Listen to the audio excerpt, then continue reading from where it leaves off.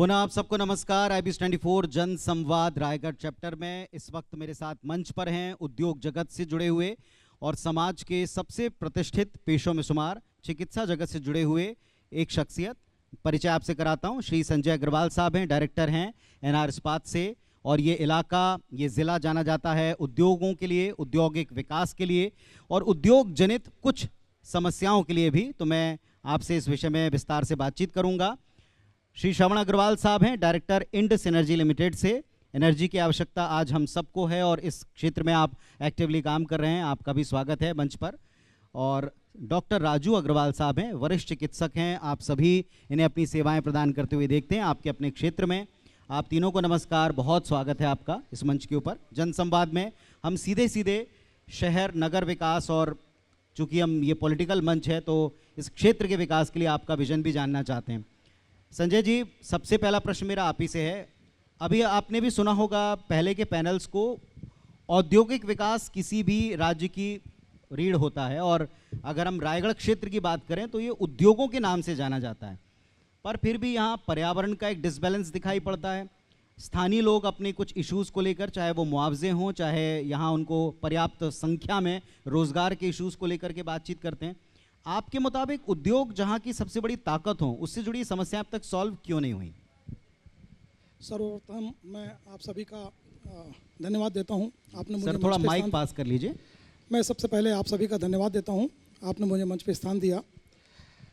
मैं ये बताना चाहूँगा कि उद्योग जिस तरीके से अभी औद्योगिकरण हुआ है रायगढ़ ज़िले में, मेरा व्यक्तिगत मानना यह है कि उस हिसाब से हमारा इंफ्रास्ट्रक्चर डेवलप नहीं हो पाया। औद्योगिकरण कुछ ज़्यादा रफ्तार से हुआ, उसके कंपेयर अगर हम करें तो हमारा लोकल इंफ्रास्ट्रक्चर्स, रोड्स, पब्लिक की जो आवागमन के साधन है, शिक्षा है, चिकित्सा है, उसकी व्यवस्था सरकार के द्वारा समझ लीजिए, चाहे हमारे उद्योगी घरानों के द्वारा समझिए, प्रॉपर व्यवस्था नहीं कर पाए। मैं इसको दिल से स्वीकार करता हूँ, ये हमारी कमजोरी है। परंतु जैसे ही औद्योगिकरण होता है वैसे ही विकास भी होता है, विकास हुआ भी है। आज छत्तीसगढ़ पूरे हिंदुस्तान में GST पेड करने में सर्वप्रथम स्थान पे है। अभी इसी मंथ में 19.3% ग्रोथ हुआ है, लास्ट ईयर की अपेक्षा में छत्तीसगढ़ सबसे टॉप पे है। तो जैसे ही हमारी जो CSR एक्टिविटीज़ हैं, हमारी जो DMF एक्टिविटीज़ हैं, अगर इसका सही तरीके से उपयोग किया जाए तो रायगढ़ ज़िले में कोई बहुत बड़ी समस्या नहीं रहेगी। CSR की आपने बात छेड़ी, CSR पर ही आता हूँ। चलिए, CSR से क्षेत्र के बहुत सारे इंफ्रास्ट्रक्चर, आपने कहा हम लोग डेवलप्ड नहीं हैं जो यहाँ की आवश्यकता है, तो CSR आप निश्चित तौर पर जो जनप्रतिनिधि हैं उन सब नहीं कर पाए, उनके हिसाब से आप लोग काम करते हैं, जनप्रतिनिधियों की और यहाँ की जन आकांक्षा। आपने भी यहाँ की जन आकांक्षा को भांपा होगा। अब आप भी यहाँ बहुत लंबे वक्त से काम कर रहे हैं, लोगों से आपका एसोसिएशन, क्या मूलभूत आपको लगता है कार्य किस सेक्टर में भी होना चाहिए? रायगढ़ ज़िले में सबसे ज़्यादा अगर रिक्वायरमेंट है शिक्षा और चिकित्सा, दोनों की बहुत ज़्यादा आवश्यकता है।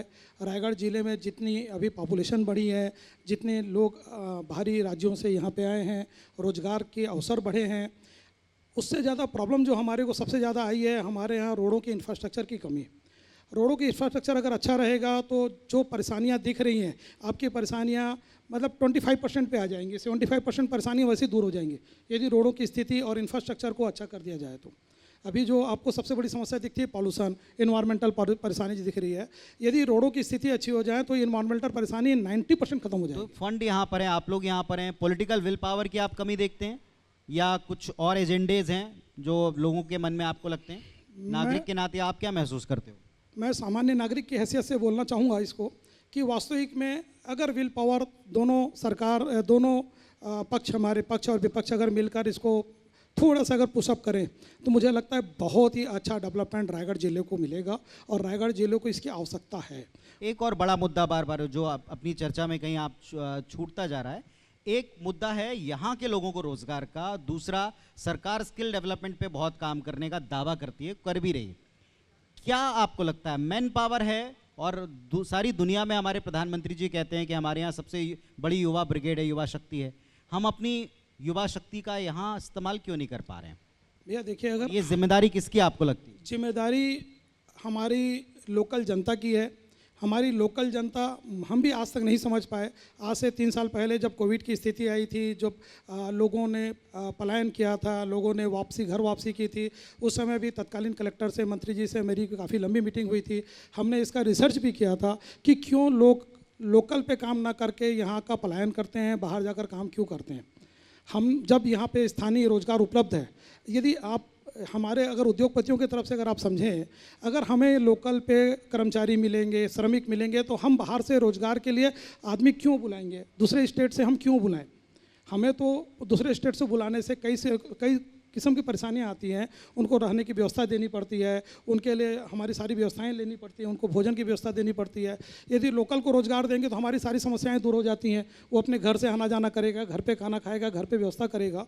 बट चूँकि या तो हमारे लोकल प्रॉपर वे पे काम नहीं करना चाह रहे हैं, हम दिल से स्वागत करते हैं यदि लोकल आकर काम करें। हमारी पहली प्राथमिकता लोकल लोगों को रोज़गार देने की है। चलिए, बहुत अच्छी बात है, आपकी सोच फलीभूत हो, मैं ऐसी उम्मीद करूंगा।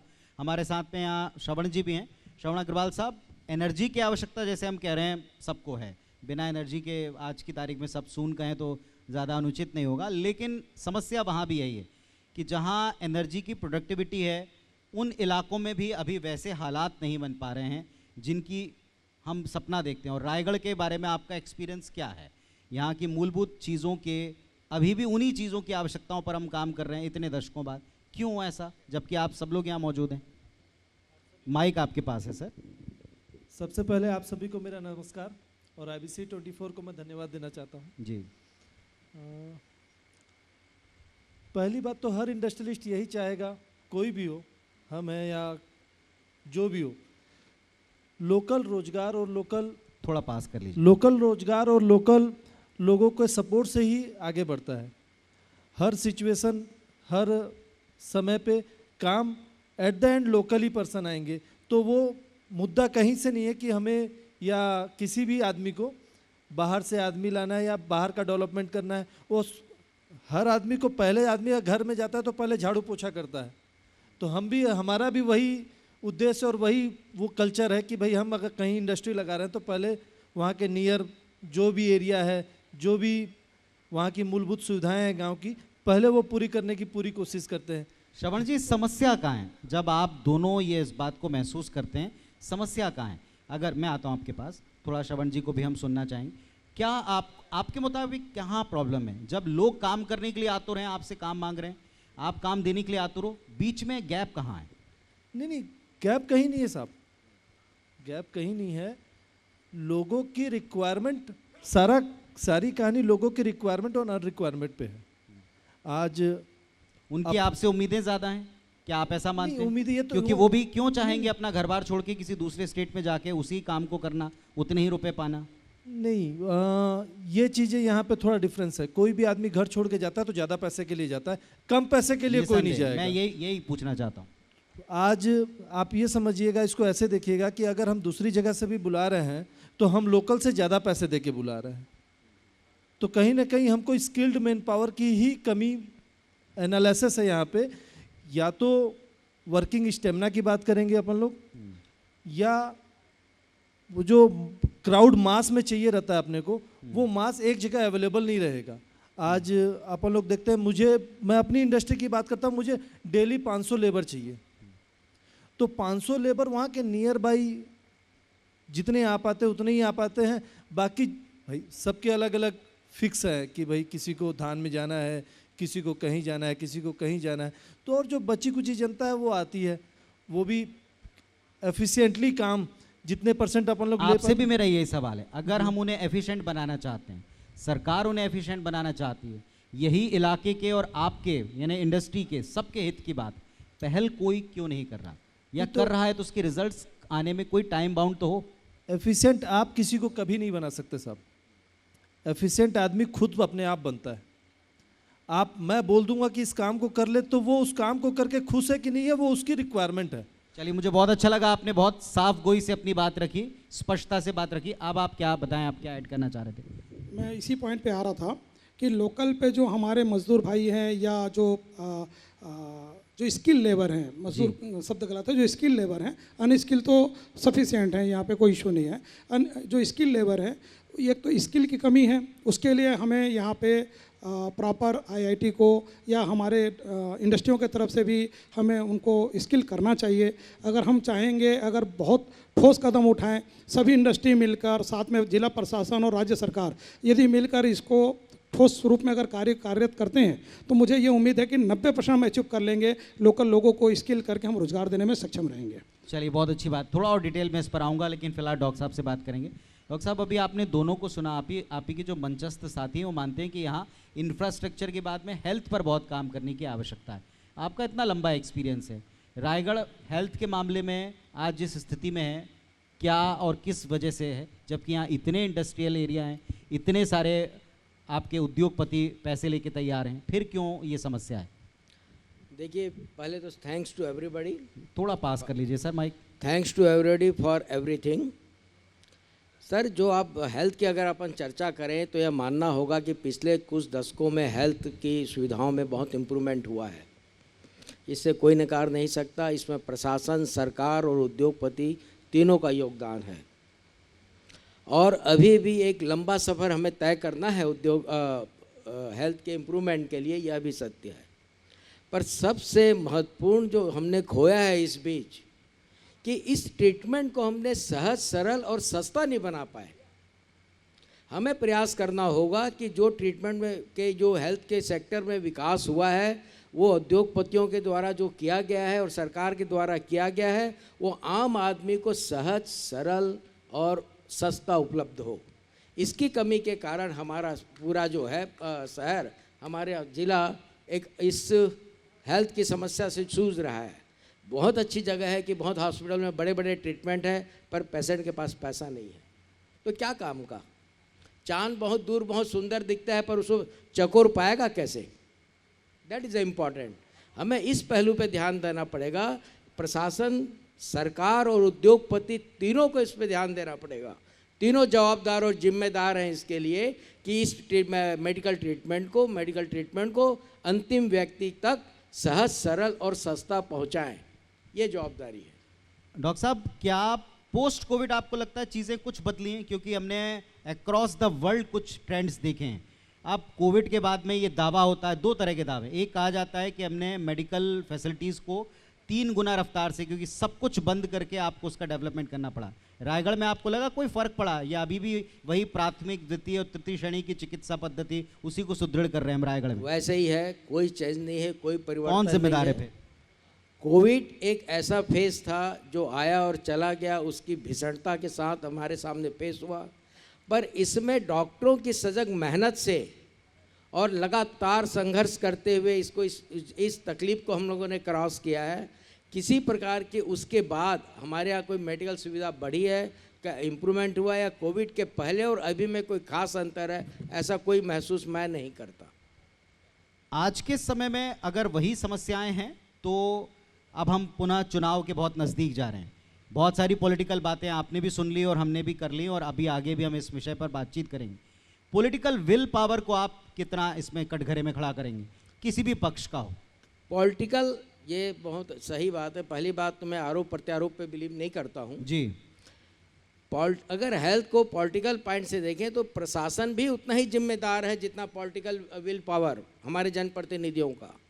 इसके लिए मैं स्वीकार करता हूँ कि 15 साल पहले भाजपा सरकार ने यहाँ मेडिकल कॉलेज बना के एक बहुत ही अनमोल गिफ्ट हमें दिया था, पर दुर्भाग्य ये भी रहा, उसी भाजपा सरकार ने 10 साल से 15 साल के बीच में उसे स्टार्ट नहीं कर पाए, शुरू नहीं कर पाए, जिसका क्रेडिट हम वर्तमान सरकार को देंगे कि आज वो कार्य स्टार्ट है और चालू हो रहा है, और वहाँ की सुविधाओं का उपभोग हमारे यहाँ की गरीब जनता कर रही है।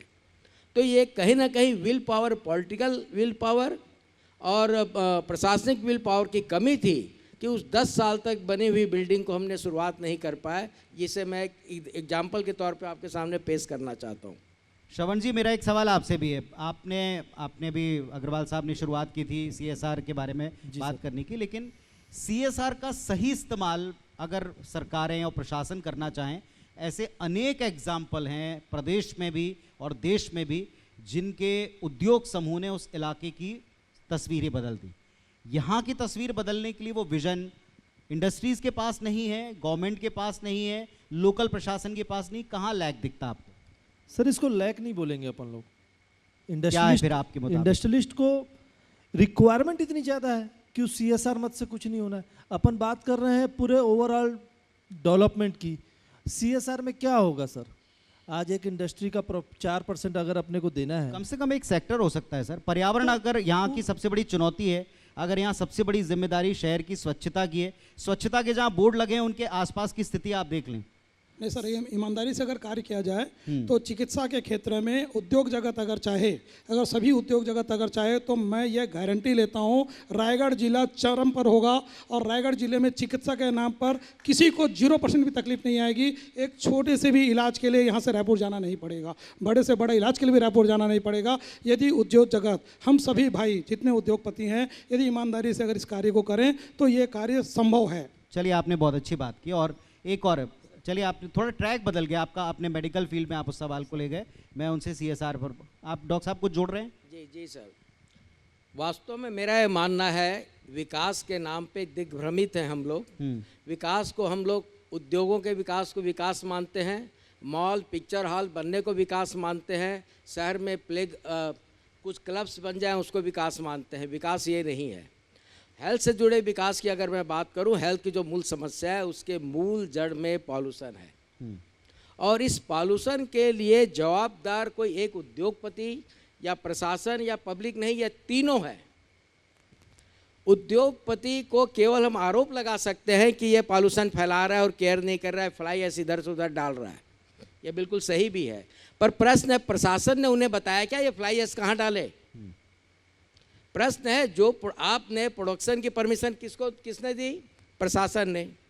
प्रशासन ने प्रोडक्शन की परमिशन दी है तो बाई प्रोडक्ट बनेगा।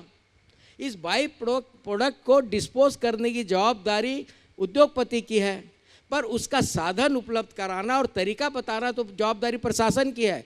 प्रशासन ने इस 30 सालों में क्या किया इसके लिए? संजय अग्रवाल जी, बहुत अच्छा मुद्दा डॉक्टर साहब ने उठाया। लेकिन आज आप देखें, जनता से जुड़ा कोई मुद्दा आप उठा लें, केंद्र सरकार का ये व्यू है, मत है कि सरकारों के ऊपर आप सब कुछ नहीं छोड़ सकते। कुछ मॉडल्स आप लोग भी लेकर आएँ, उस पर सरकार के पास प्रोजेक्ट रखें, आप उनको को सजेस्ट करें, बाय प्रोडक्ट्स को कैसे बेटर यूज़ करें उस पर बात करें।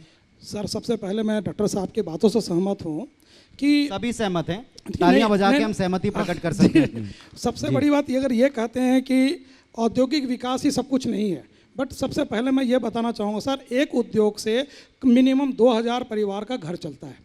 तो विकास के साथ अगर थोड़ा बहुत विनाश भी आता है, उस विनाश को कैसे कम किया जाए, ये सारी उद्योगपतियों के साथ हमारे जो जन नेता हैं, सारे हमारे जो प्रशासन हैं, अगर वो साथ दें तो ये 100% कम किया जा सकता है। किसी प्रकार की कोई पॉल्यूशन नहीं होगा। पॉल्यूशन कम करने का सबसे बड़ा मुद्दा है रोडों का इंफ्रास्ट्रक्चर। यदि रोड का इंफ्रास्ट्रक्चर को ठीक कर दिया जाए, 90% पॉल्यूशन खत्म हो जाएगा।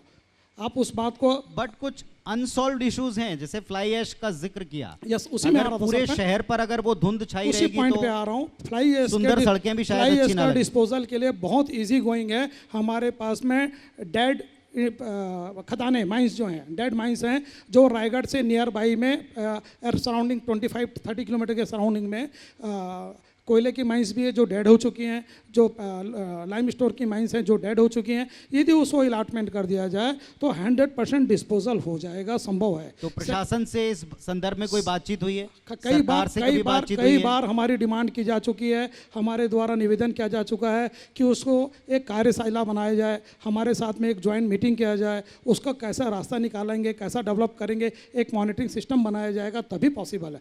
और सेकेंड ये सर, उस बाई प्रोडक्ट का, खासकर फ्लाई ऐश का डिस्पोजल के साथ साथ में कुछ हम प्रोडक्शन के लिए भी हम उसका कार्यरत करना चाहिए। बहुत से ऐसे विकल्प। आज से 5 साल पहले नवीन जिंदल जी ने कहा था कि उसके लिए हम लाइम स्टोन बना सकते हैं। ब्राजील की कंपनी ने उसके लिए सैंपल। तभी हैरानी होती है सर कि जिनका नाम वर्ल्ड में कुछ नवाचार के लिए जाना जाता है, उनके अपने सबसे बड़े प्लांट के एरिया में हम अभी इन समस्याओं के ऊपर बातचीत कर रहे हैं।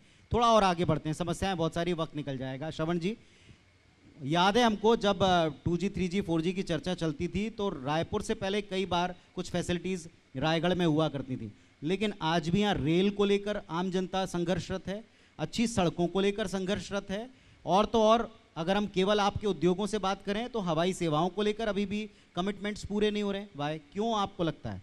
ये जिम्मेदारी खुलकर आप इस पर बात करें। सर मैं इसमें कोई कमेंट्स नहीं करना चाहूँगा। ये हमारी मूलभूत ज़रूरतें हैं जो ज़रूरत पूरी होनी चाहिए, गवर्नमेंट सेंट्रल हो या स्टेट हो। हम अपनी समस्या उनको तक पहुंचा सकते हैं। उनकी प्रायोरिटीज़ कई सारी होती हैं। हो सकता है हमारा नंबर बाद में आए, ड्यू टू उद्योगपति हम अपनी रिक्वायरमेंट को अपने हिसाब से पूरा करने आपको की। सर असहज करना मेरा मकसद नहीं, मेरा मकसद सिर्फ इतना है कि जब सारे आम लोगों के साथ आप लोग जो इस इलाके के विकास में ऑलरेडी बड़े पिलर्स हैं वो ये महसूस करते हैं, तो फिर कहाँ दिक्कतें हैं? अगर वे सारी चीज़ें आएंगी आपके साथ, जनता को भी लाभ मिलेगा। सर हम तो कुछ ना कुछ हेल्प करने की, मदद करने की ही बातें कर सकते हैं। हम तो यही चाहेंगे कि जो चीज़ें परसों आ रही है वो कल आ जाए। हमारे किसी भी सहयोग से अगर ये हो तो हम उसके लिए मोस्ट वेलकम है साहब। घूम फिर कर पॉलिटिकल विल पावर और प्रायोरिटीज़ की बात है, प्राथमिकताओं की बात। डॉक्टर साहब, प्राथमिकता में चूंकि आप यहाँ के इतने लंबे वक्त से सेवा देने वाले एक पिलर के तौर पर काम करते हैं, आपके मुताबिक यहाँ की प्रायोरिटीज़ क्या होनी चाहिए? पहली प्रायोरिटीज़ है पॉल्यूशन कंट्रोल, रिंग रोड। क्या है सर, हमारे यहाँ सब बोलते हैं कि रोजगार की समस्या है, सब बोल कर pollution गए सर, की रिंग रोड कहते हैं। अब तो बनी जानी चाहिए, पर अगली बार हम आए प्रश्न तो। इस पे कोई भी ये विचार नहीं करता इससे कैसे दूर किया जाए। पॉल्यूशन के लिए संजय जी की बात से मैं बिल्कुल सहमत हूँ। अगर रिंग रोड जैसी सुविधाएं उपलब्ध हो जाएगी तो और रेल टैक्स से ट्रांसपोर्टिंग हो जाएगी तो बहुत सी समस्याएं खत्म हो जाएंगी। दूसरा, बेरोज़गार के लिए मैं उद्योगपतियों से निवेदन करता हूं और एक सिंपल सा एक एग्जाम्पल देता हूं कि बेरोज़गार अगर ख़त्म करना है तो उसके लिए विचार करें कैसे होगा। ये जो बेरोज़गार की बात करते हैं, दो प्रकार के बेरोज़गार हैं सर रायगढ़ में। एक लेबर क्लास जिसको काम की कमी नहीं है साहब, 500 लेबर मिलते हैं 600 पहुँच जाएंगे। दूसरा स्किल्ड बेरोज़गार जो पढ़ा लिखा है, उसके लिए हम कभी बात नहीं करते। उसके लिए हमने क्या किया, लाइए मैं एक एग्जाम्पल बताता हूँ। मैं उम्मीद करता हूँ ये उद्योगपति उसमें आगे बढ़ेंगे। आपके शहर में लगभग हजारों ड्राइवर व्हीकल के लिए चाहिए और ये इसमें 90% आउट ऑफ स्टेट के हैं, छत्तीसगढ़ के बाहर के हैं।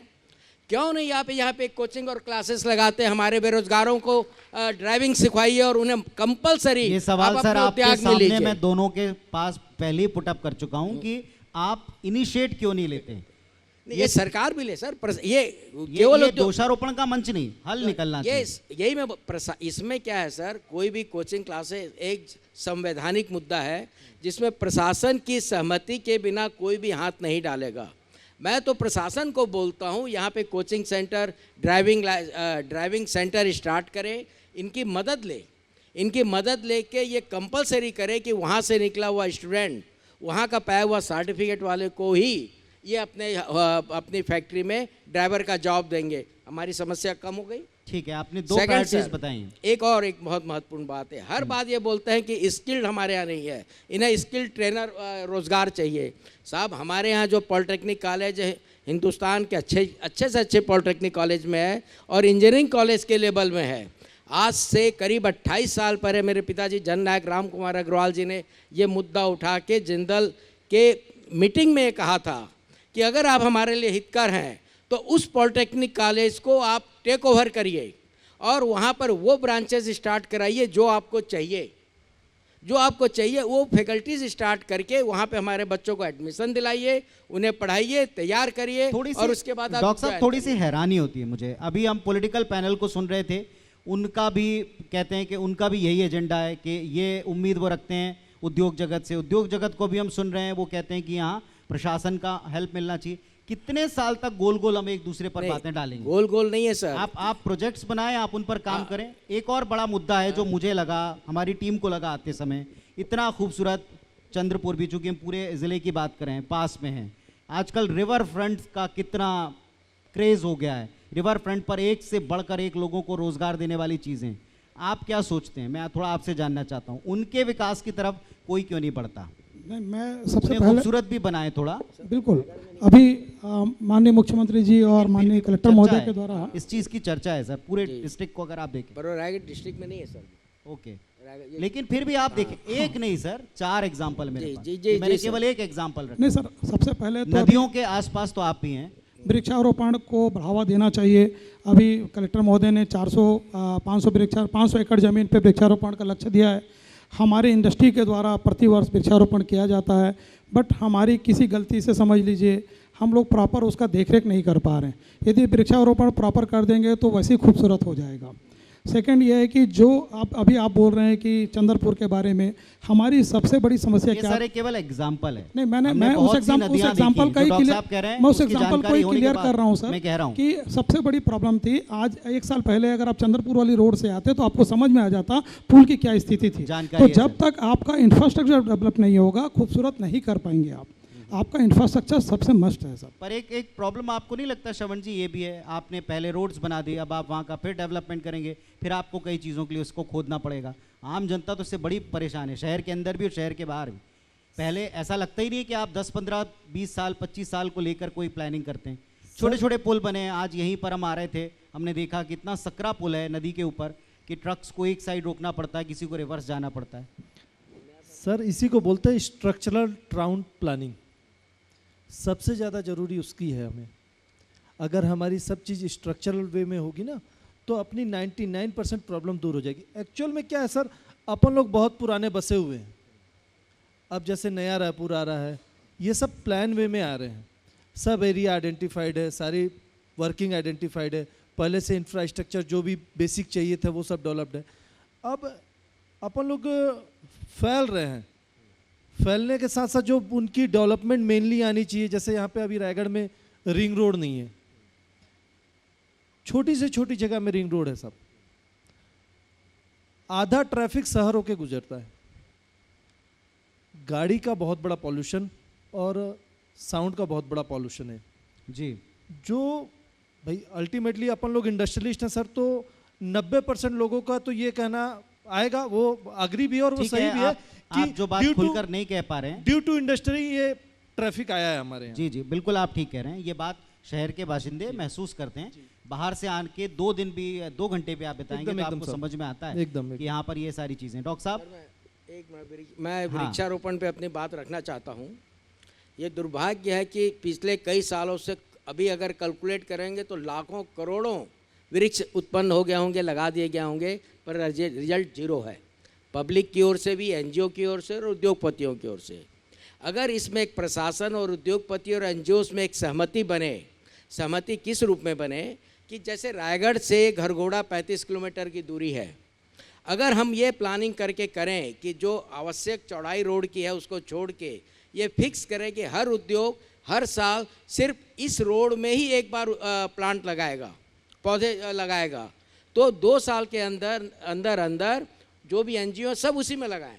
ये एरिया फिक्स करे सरकार, तो उससे रायगढ़ से घरघोड़ा तक सारे पूरे 35 किलोमीटर 2 साल में वृक्ष से भर जाएंगे।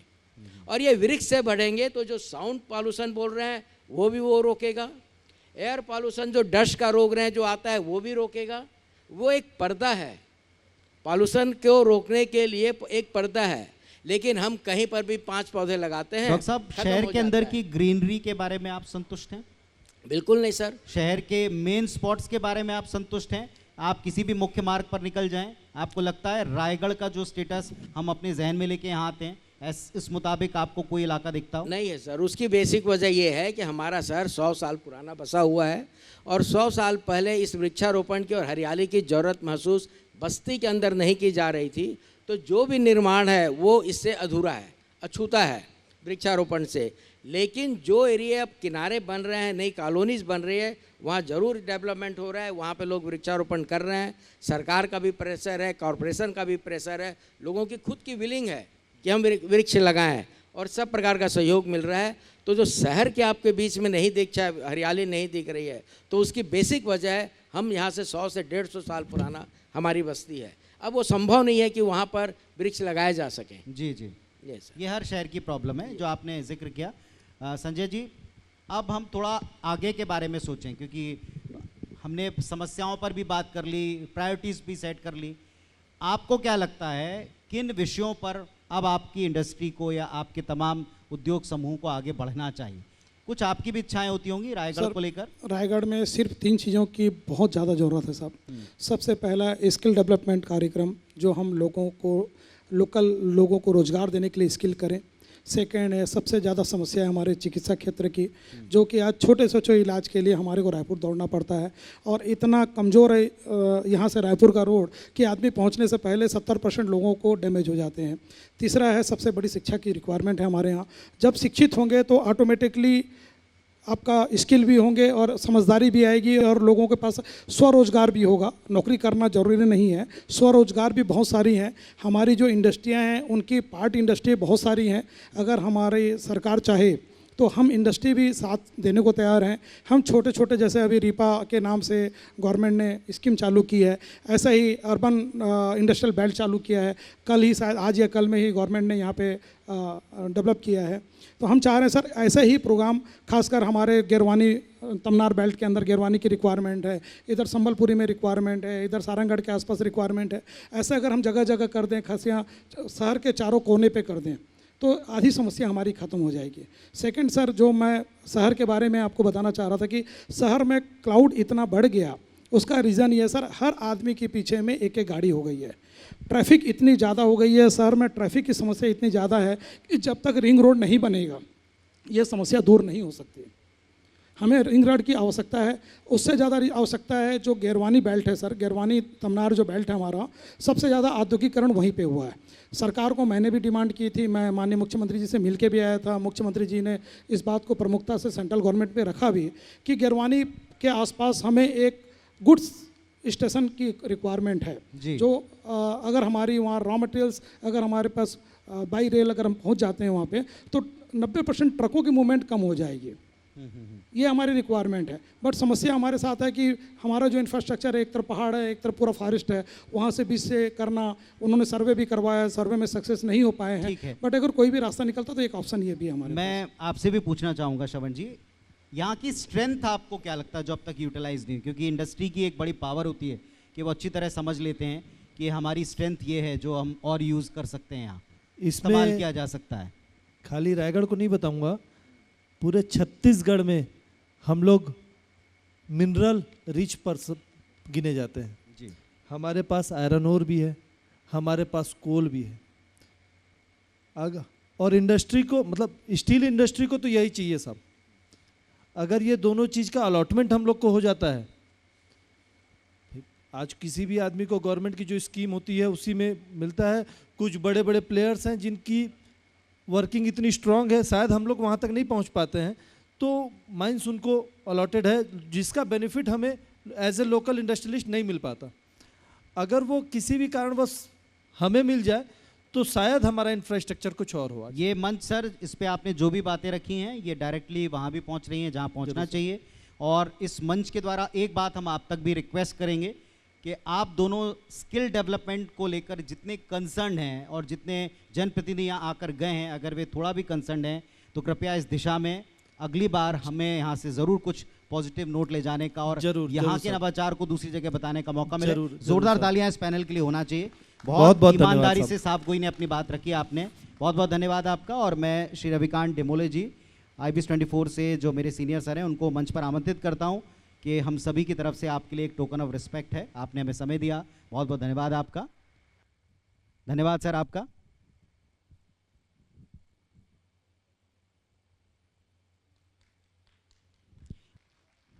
जी डॉक्टर साहब,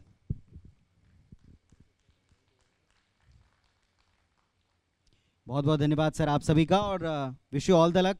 शुभकामनाएं आपको, अगली बार हम आए तो वो सारी चीज़ें मिलें, ऐसी उम्मीद करते हैं। Thank you so much sir, thank you so much.